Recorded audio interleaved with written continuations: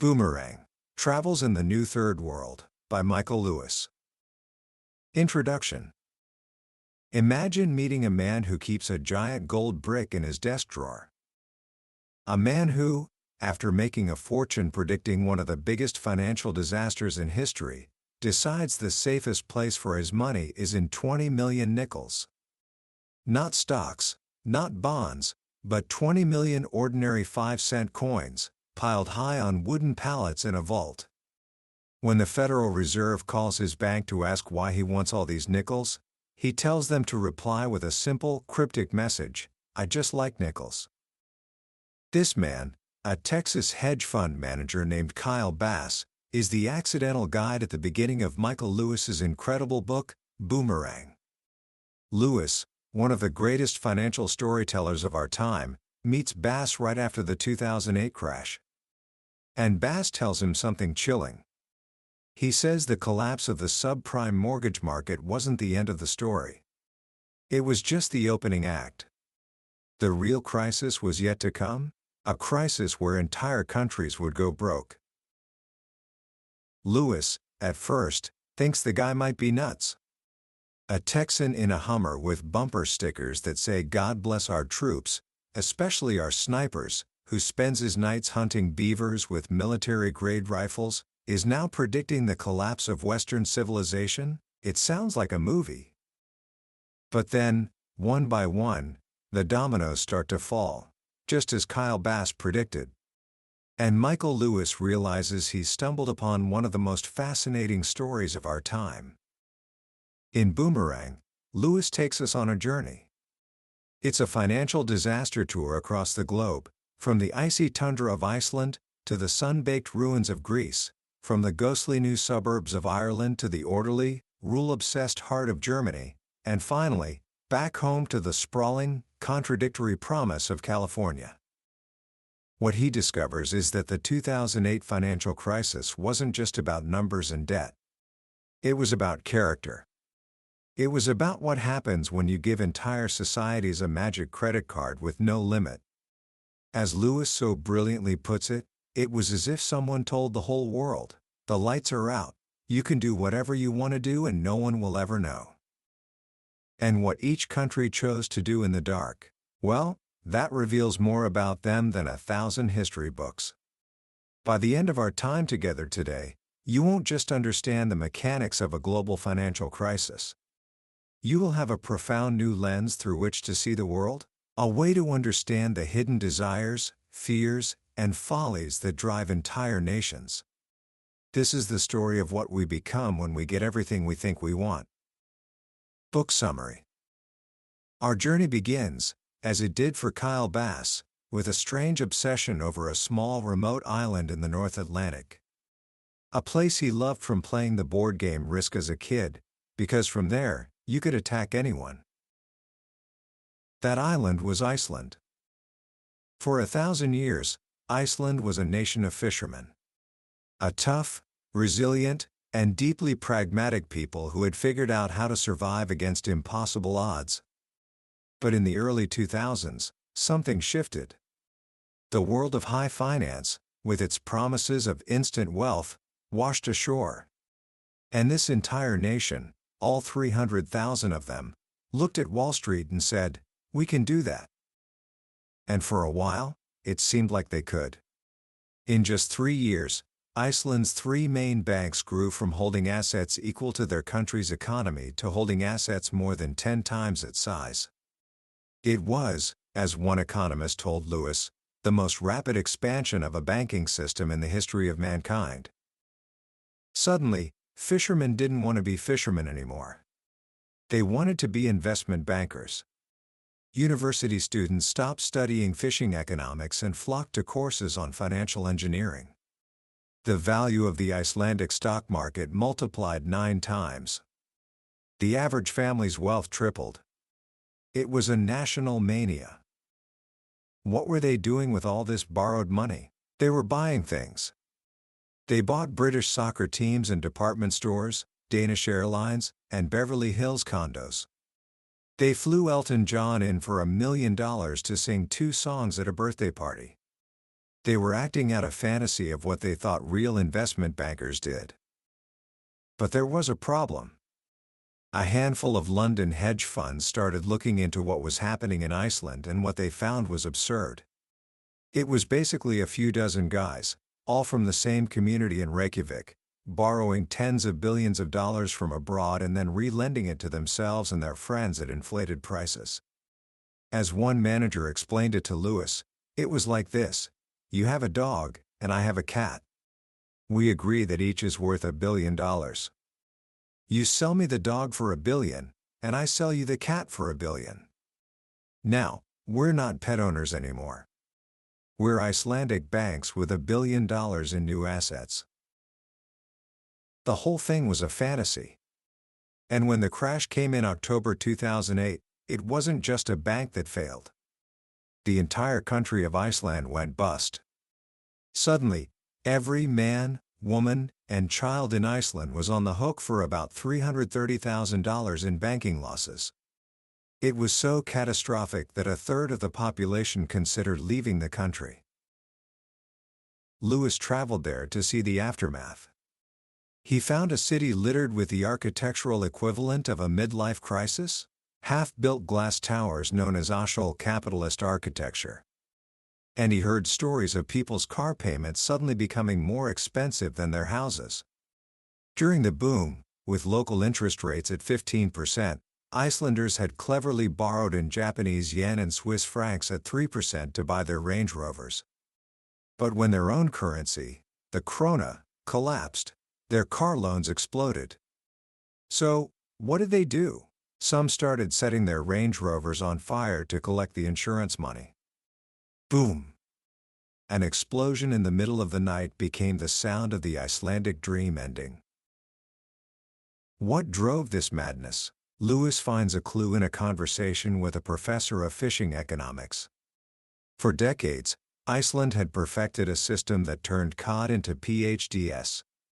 They had become one of the most highly educated societies on Earth. But this created a new problem. What do you do with a nation of exquisitely schooled, sophisticated people when the only jobs available are trawler fishing and smelting aluminum? Investment banking seemed like the answer. It was a job finely suited to their filigreed minds. And there was another, deeper cultural current at play. The entire financial boom was driven, almost exclusively, by Icelandic men. Lewis cites a fascinating study called Boys Will Be Boys, which found that men, particularly single men, trade stocks more recklessly and with more false confidence than women. In Iceland, finance was a testosterone-fueled adventure. As one former fisherman turned currency trader told Lewis, the Icelandic male likes to take risks. They fish in all conditions, fish until it is impossible to fish. When asked why he thought he could become a master banker without a day of training, when it took him a decade to become a master fisherman, the man paused and said, "For the first time this evening, I lack a word."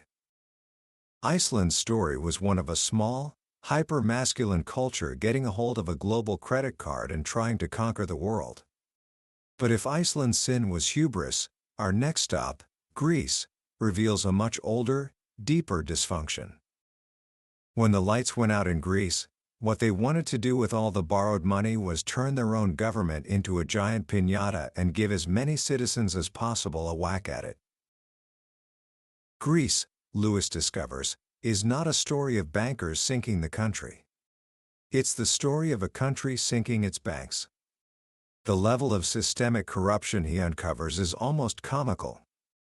For decades, the Greek state had been a machine for patronage and personal enrichment. The public sector wage bill doubled in 12 years. The National Railroad had revenues of €100 million, but paid its workers €400 million a year. It would have been cheaper, as one finance minister pointed out, to put all the passengers in taxis. And then there were the pensions.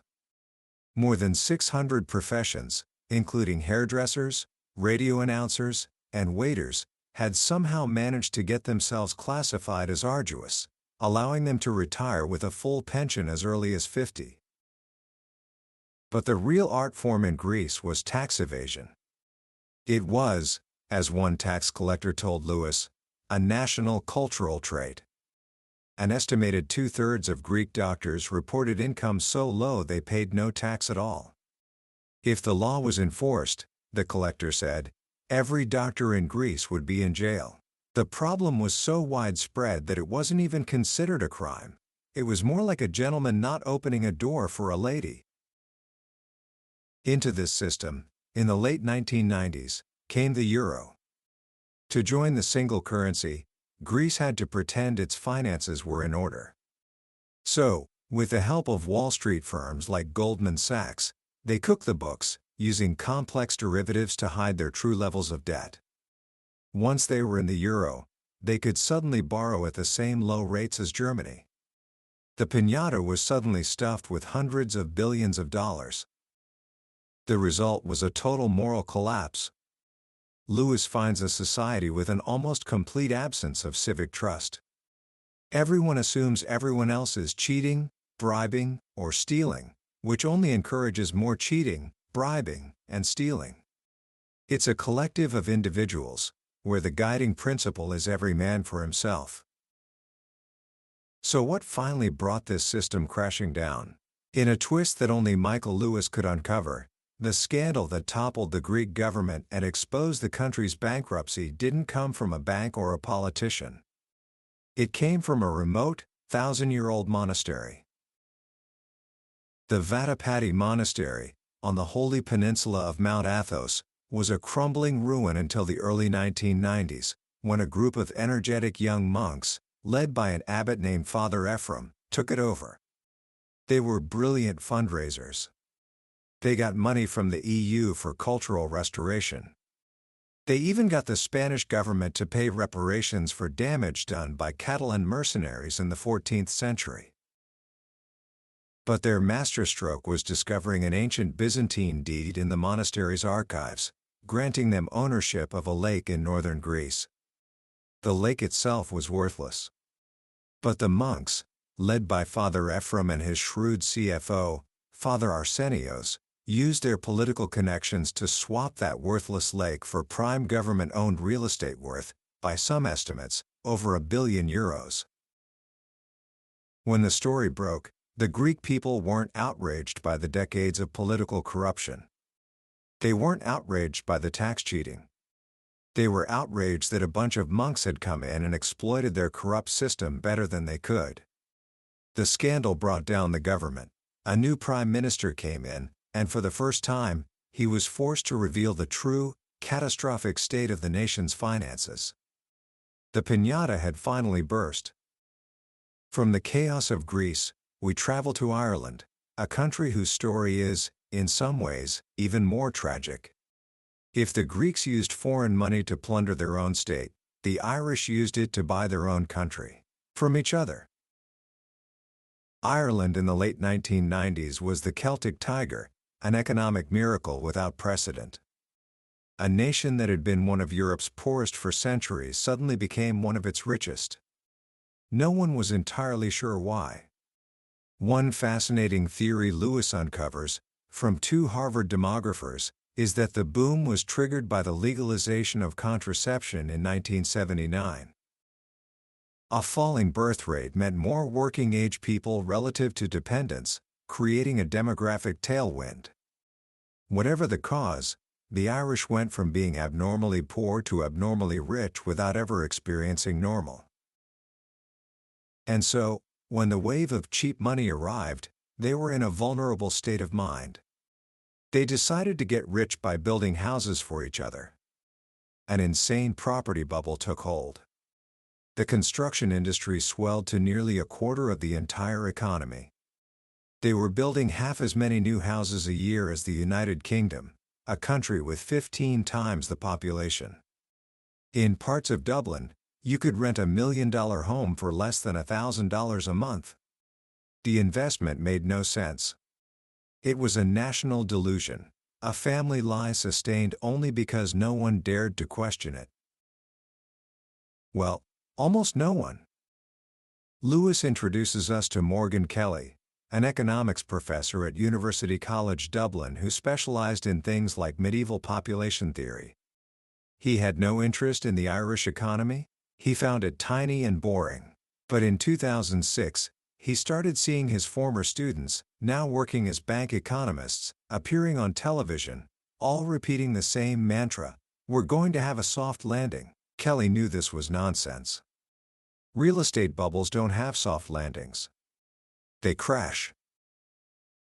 So he started Googling. He compared the Irish bubble to others throughout history and wrote a newspaper article predicting that prices could fall by as much as 66%. The response was general amusement. He was just a crazy egghead. He then wrote a second article, pointing out the obvious. If the property market collapsed, the Irish banks that had funded the whole thing would be destroyed. This time, the newspapers didn't want to publish it. He was being unpatriotic, not supporting Team Ireland. Of course, Kelly was right. And in September 2008, the bubble burst. But this is where the Irish story takes its darkest turn. In a single night, a handful of politicians and bankers made a fateful decision. To save the banks, they decided the Irish government would guarantee all of their debts, not just the deposits of ordinary citizens, but the bonds held by sophisticated international investors. It was a catastrophic mistake. They had taken the private gambling debts of a few reckless bankers and made them the public obligation of every Irish citizen. The losses were staggering.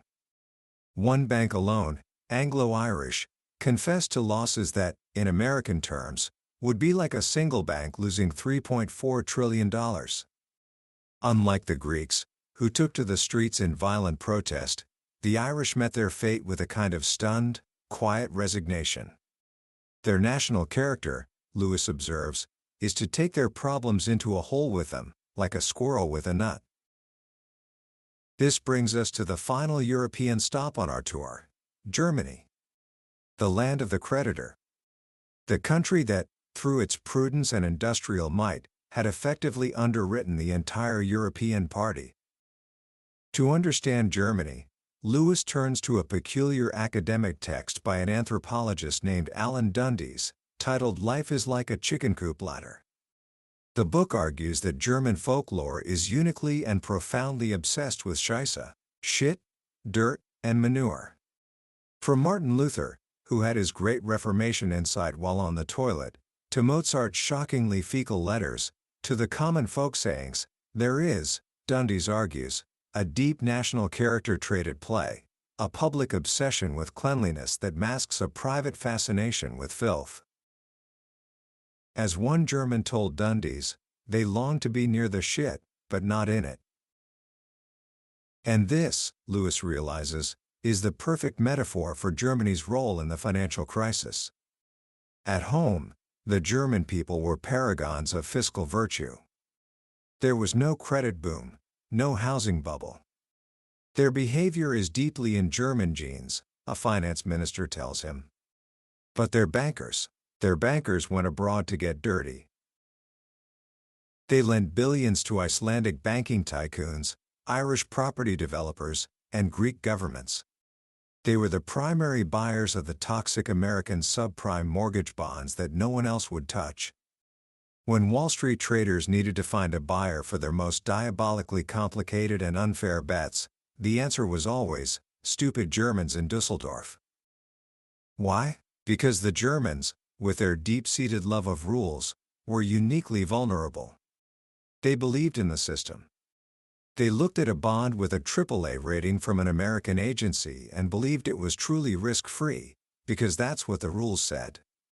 They were, as one German economist puts it, gullible people. They liked to trust. They liked to believe. They were the natives on a protected island, uninoculated against the viruses carried by visitors from Wall Street. So they got dirty, but at a distance.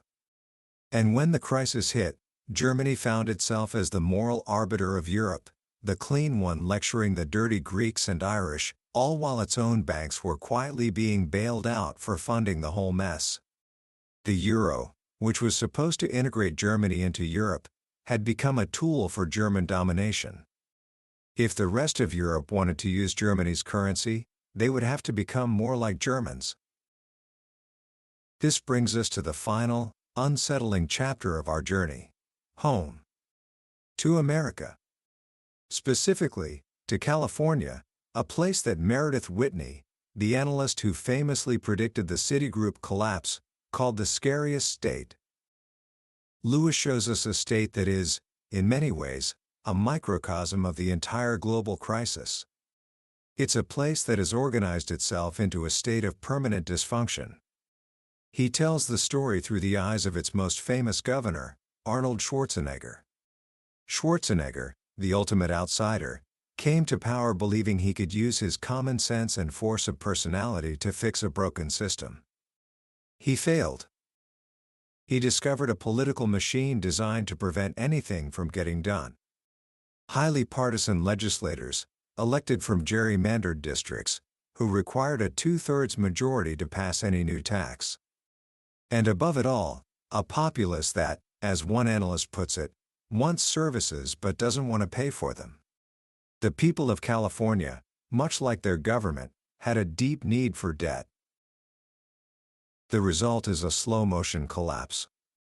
The state's long-term future is being sacrificed for its short-term desires. The budget for the world-renowned University of California system is slashed, while spending on the prison system explodes. The head parole psychiatrist for the state prison system, in 2010, was California's highest-paid public employee, making over $800,000. The pain of this dysfunction, Lewis shows, gets pushed down to the cities. We visit San Jose, where the mayor, Chuck Reed, is grappling with what he calls service-level insolvency. The city isn't bankrupt in the traditional sense, but its pension obligations to retired city workers are growing so fast that they are devouring the entire budget. They've closed libraries, cut back parks, and laid off police officers and firefighters for the first time in history. The city is becoming nothing more than a vehicle to pay the retirement costs of its former workers. And finally, we visit Vallejo, the city that hit the bottom. A city that actually declared bankruptcy because it could no longer afford the contracts it had promised its police and firefighters.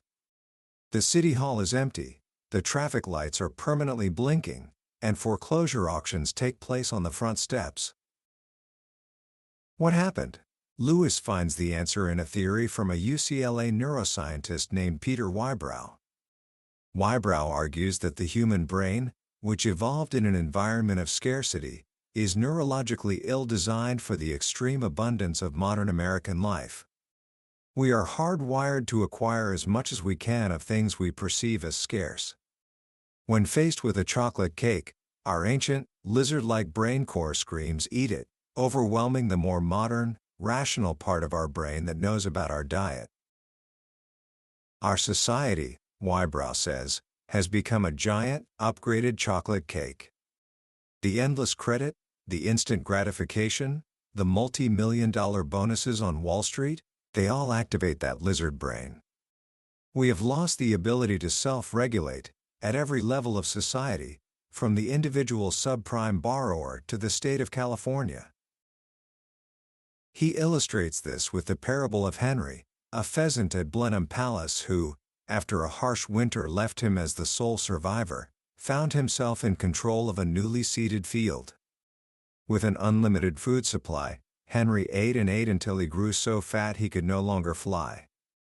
One day, a fox ate him. This is the chilling warning at the heart of Boomerang. But it's not where Lewis leaves us.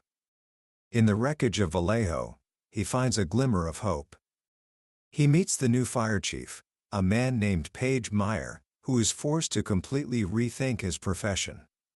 With half the resources, he has to find new, more efficient, smarter ways to do the job. He has to cope with an environment of scarcity. The story of the financial crisis, in the end, is the story of our relationship with abundance and scarcity. The boom was our mad, indulgent feast. The bust is the difficult, painful, but perhaps necessary reckoning. Commentary. What Michael Lewis does so masterfully in Boomerang is show us that economics isn't about spreadsheets and algorithms. It's about people. It's about culture, psychology, and the stories we tell ourselves. The most powerful lesson, for me, is the idea of national character revealed under pressure. It's a profound thought. We often think of countries in terms of their politics or their economies, but Lewis encourages us to think of them as having personalities, complete with hidden desires, tragic flaws, and deep-seated insecurities. The Icelanders, desperate for a new identity beyond fishing, became reckless adventurers. The Greeks, crippled by a lack of trust, turned on themselves. The Irish, unable to believe in their own good fortune, built a prison of debt. And the Germans, haunted by their past, tried to buy their way into a new European identity, only to find themselves reluctantly in charge of it. And what about America? The story of California is a stark reminder that we are not immune. Our lizard brain, as Drive Wybrow calls it, is just as active here as anywhere else. Our desire for more, for now, without thinking about the long-term consequences, is a powerful force. We see it in our national debt, our consumer culture, and in the political paralysis that prevents us from addressing our biggest problems. So, what can you, a 17-year-old just starting to make your way in the world, take from this? First, be skeptical of easy money and instant gratification. Whether it's a credit card offer, a student loan, or a get-rich-quick scheme, understand that there is always a price to be paid. The global economy of the last 2 decades was built on the illusion of a free lunch. Boomerang is a powerful testament to the fact that the bill always comes due. Second, pay attention to culture. The biggest risks aren't always in the fine print of a contract, they're in the unexamined assumptions of the group. The Irish bankers weren't evil. They were caught in a collective delusion. The German bankers weren't stupid.